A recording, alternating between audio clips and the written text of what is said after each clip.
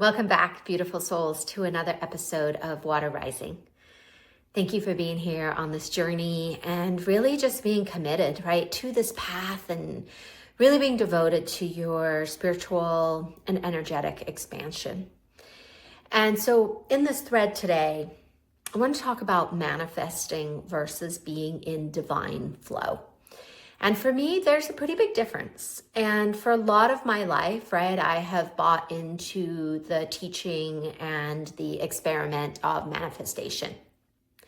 And I've been really good at it, like honestly, not like in an egotistical way, but just the way that I grew up and the circumstances that I arrived on this planet with do not necessarily translate into an abundant life.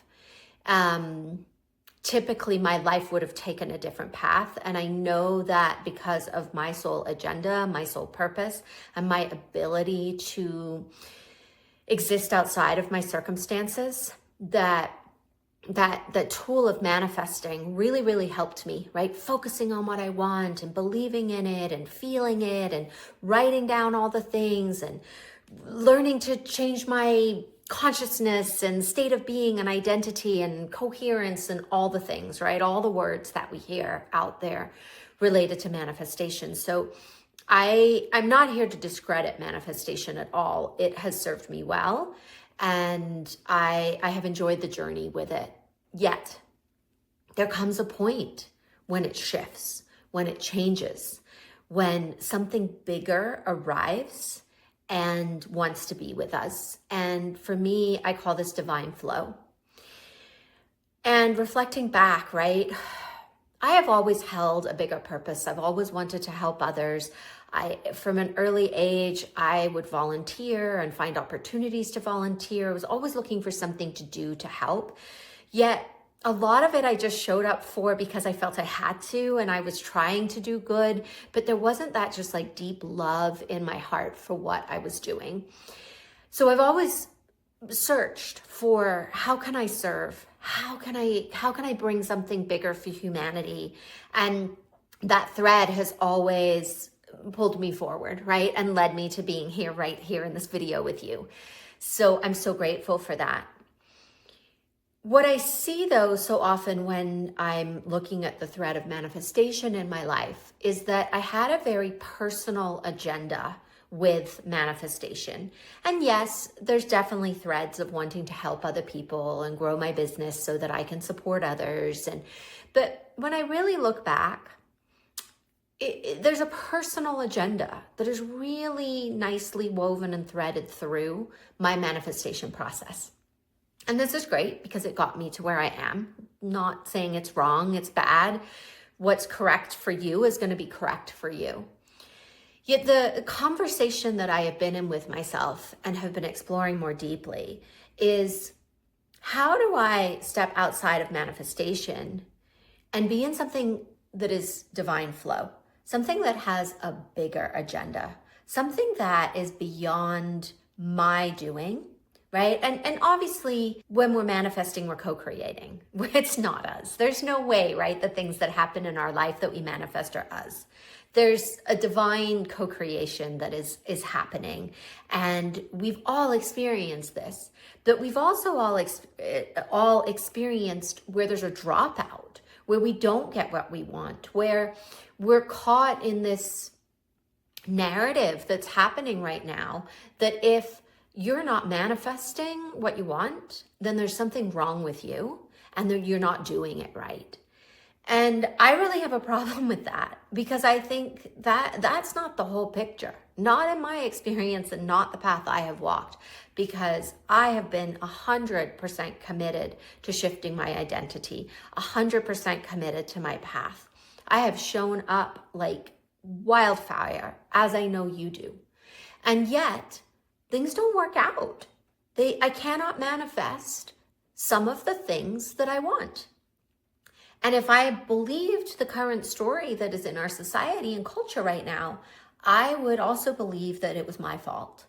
And that, or, right, I would fall into the story of, well, that's just not how it's supposed to be then. Everything in divine timing and everything has a reason. And there's so many sort of excuses, right, that are piled upon us that ultimately it's like, yeah, but you're not doing it right. You need to do it better. You need to try harder. You obviously haven't done your meditation and your visualizations for enough hours, or you still haven't unpacked that part of you from childhood that is obviously the one clinging to the old story, and that's why you can't do it. Or you need to do one more ceremony or one more plant medicine journey, or whatever that thing is, right? That we keep putting out front of ourselves, believing the narrative that we're not doing the manifestation properly. So this is where divine flow comes in.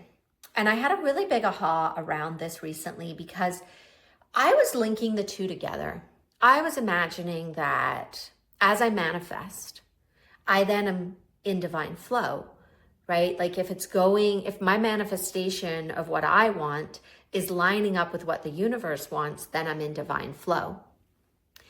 Yet the awareness that dropped in, right, is that that's so still in the ego. It's inside of the part of me that says it needs to be my way, and that I can be okay if it goes my way, and if the manifestation happens in the way that I want it to, and if I create what I want in the way I want it to. And over this last year, right, there's really been this drawing back in me of, well, what am I creating for? What is the intention behind it? And why am I creating? Who am I creating for? Who am I creating with? And why is this important? What am I in devotion to? What bigger message, what bigger movement, what bigger journey other than my own life is happening, right? What am I pioneering? What am I stepping into that is so much bigger than anything I could dream up or imagine? And how am I letting myself be in the divine flow of what the universe actually wants and requires of me? So flipping the narrative, right? Like I learned in manifestation that I say to the universe, I want and require from you. And then it's like God's supposed to give it to me. And at the time it was helpful, right? I'm not discrediting it. I needed that at the time. It was part of the process to get me out of my wounding and to get me out of my stories. So it served me really well. And then one day it shifted.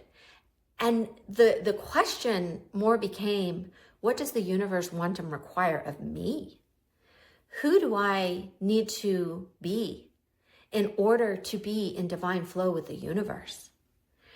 There is such an intricate plan that is playing out on our planet right now, right? We're devolving, but that's not just because there is a plan playing out. And how am I part of that? How am I in service to that? How does the universe want me to show up inside of that container, right? Not what do I want.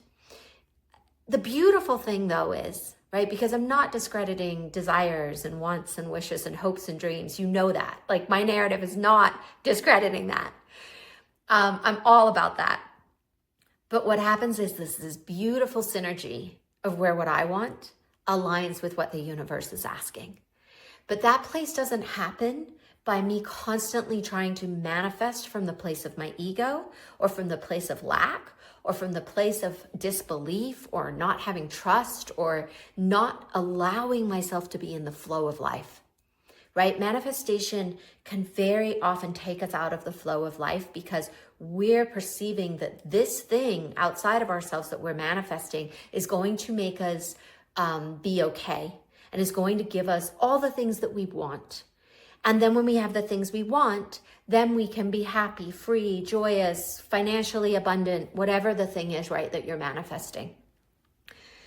Yet underneath that, we are missing this incredibly important part of our journey that is learning to be in the flow of life and letting the flow of life guide us.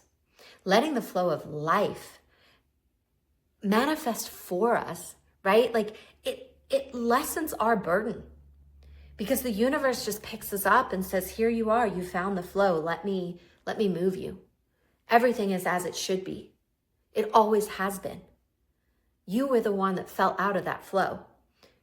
You were the one that thought something else was going to move you in the direction that you needed to be. And again, right? No shame, no judgment, no shade on any of this, right? This is part of the human existence. It's moving down a certain path and then recognizing when there's a deeper truth, when there's something else to be seen on that journey. And then we adjust and we reorganize ourselves so that we are now back in the flow.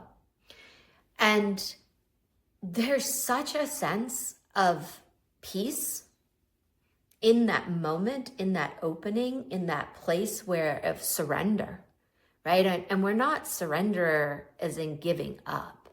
Like that has nothing to do with it.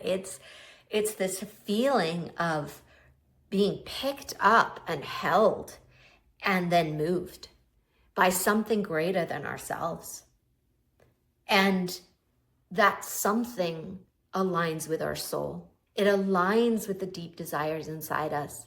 It aligns with the true deep desires inside us, not the ones that our ego is pretending are the things that we want, not the ones that the world around us tells us that we have to have in order to be okay. Very, very different sensation, different frequency, different vibration. So for me now, it's about, how do I stay in divine flow, right? Manifesting has just metamorphosized into something new and different. And even as I'm talking about this, I can feel the energy of the universe supporting the words.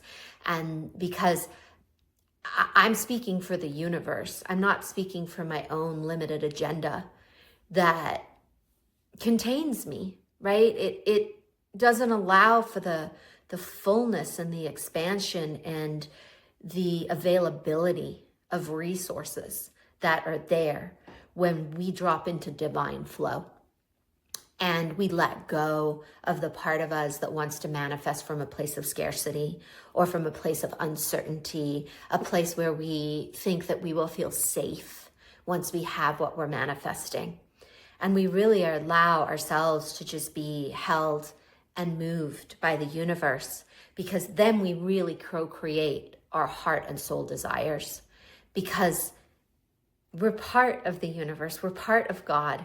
So of course we're going to have similar desires when we really get to the truth underneath the conditioning and underneath the stories and underneath the protective mechanisms that we put in place, that we think once we have these external things that then we can be okay. And then we can truly be our authentic, transparent selves. And all these things, right? All the noise that society tells us about this path. But really, when we are in this place of surrendering the ego desires to the soul desires, that the universe then can find us and move with us and carry us and bring all these things into our lives that were always there. They were always here. We just were out of the flow. And when we're out of the flow, we just don't see them. So for me and for this conversation, it's really about your state of being, because our state of being is the thing that allows us to resonate with the flow.